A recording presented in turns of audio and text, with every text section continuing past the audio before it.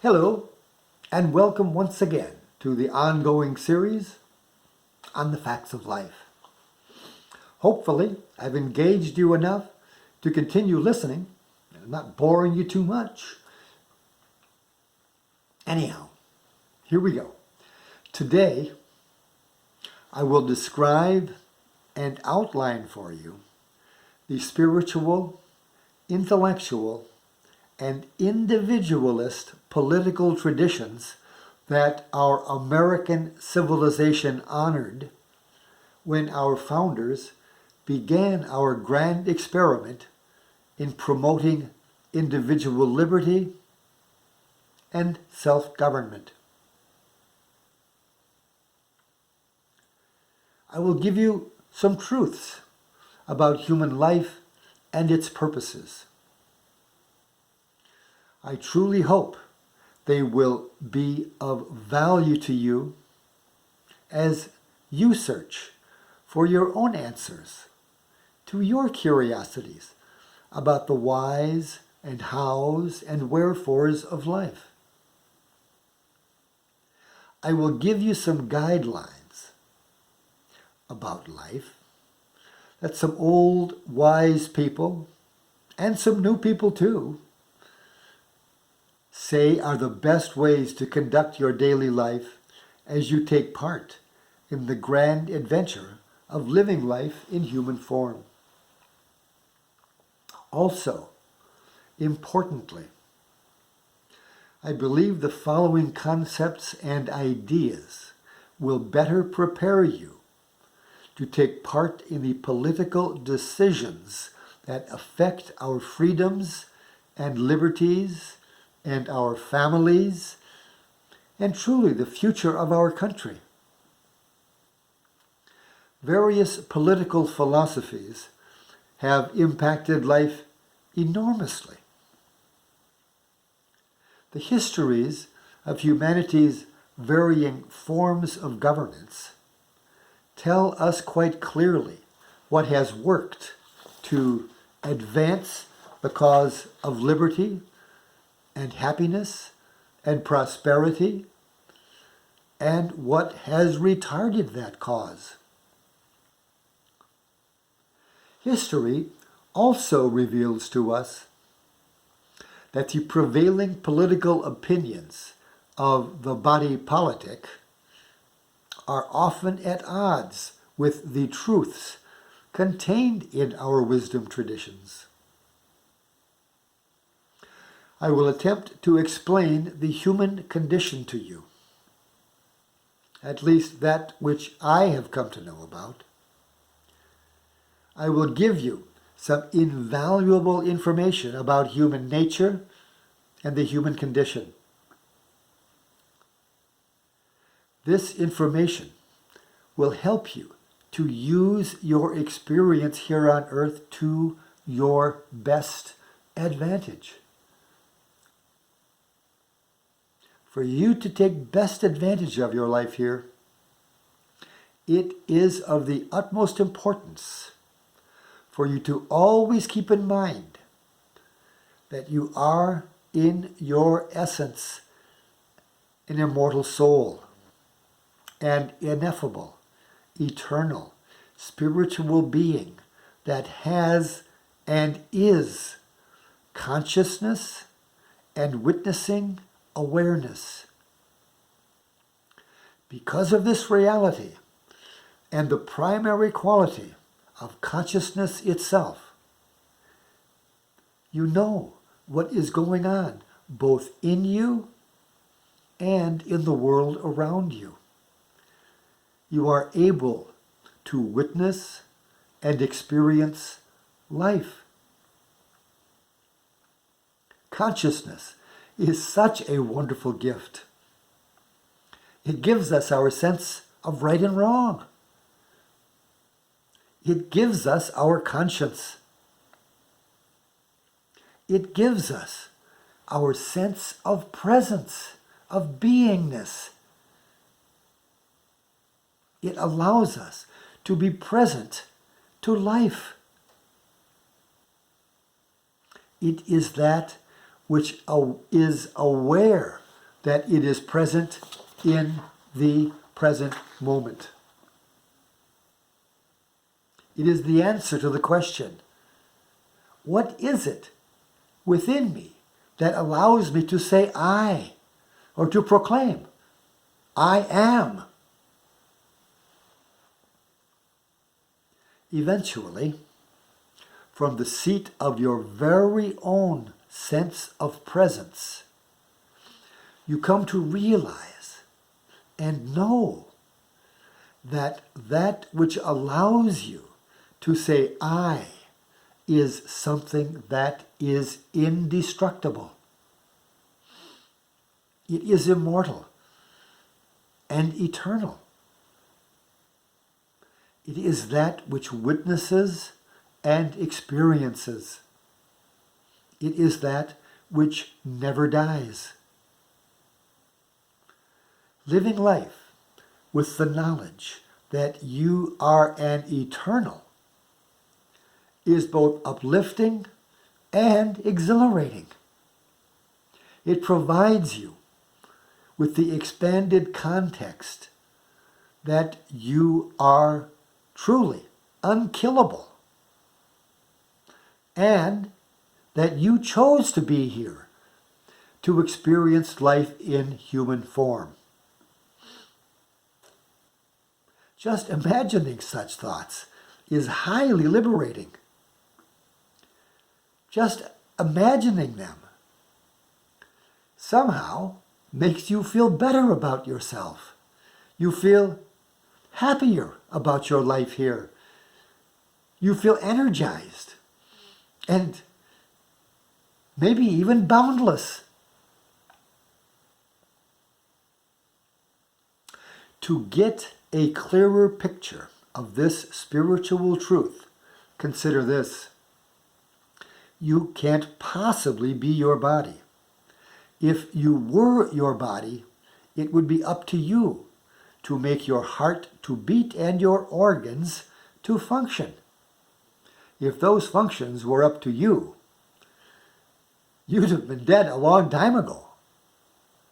However, although we are not our body, we are still subject to its impulses and appetites and must learn how to deal with them effectively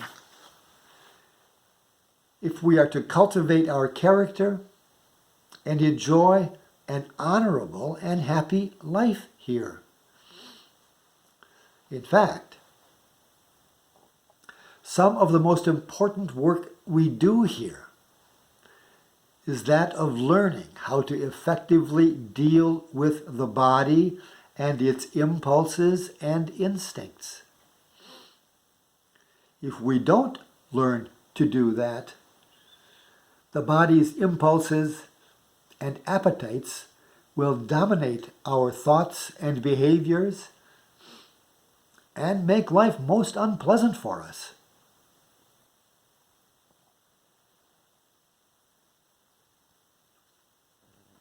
Also, you can't be your mind. If you were your mind and told it to shut up, it would obey you. Your mind could care less what you want. It is a completely impersonal reality. It does what it does as a function of what it is. Thoughts and their associated feelings stream through it constantly.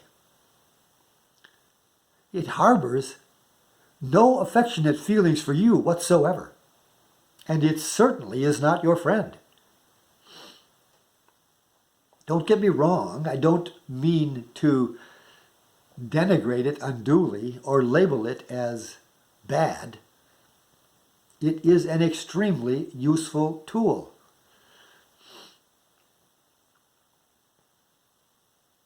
It allows us to engage in analytic and abstract thought. We get to think about ideas. Wonderful stuff. It helps us to more successfully negotiate and profit from our existence here on earth.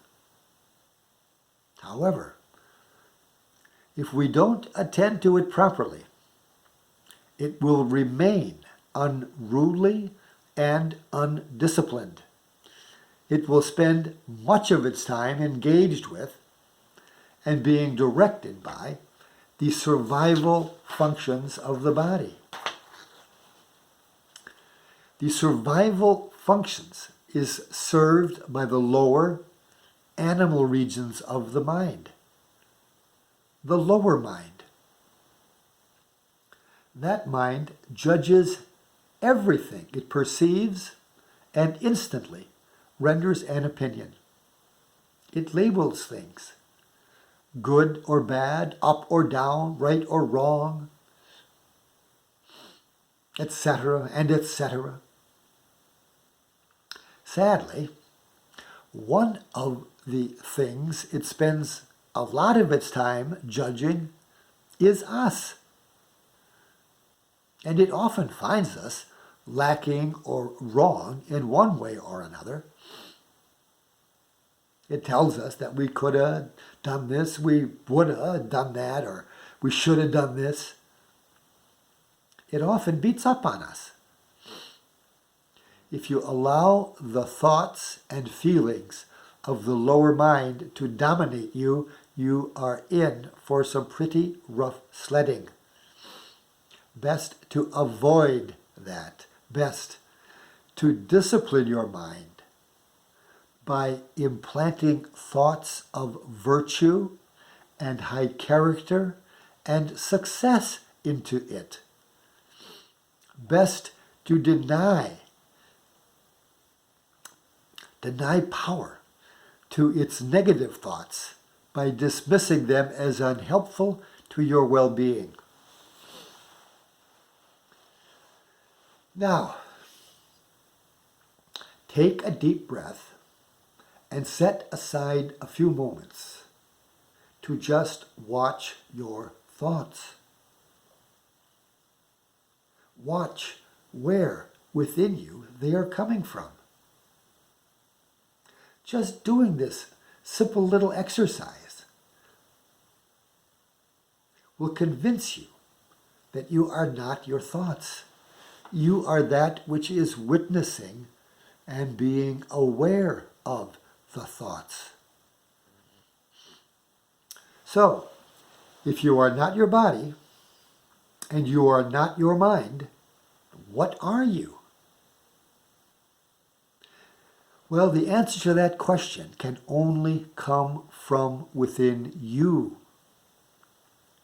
from deep within your innermost self.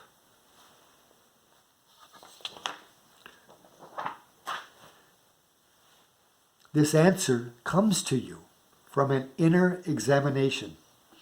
Socrates once said that an unexamined life was not worth living. Well, I couldn't agree with him more.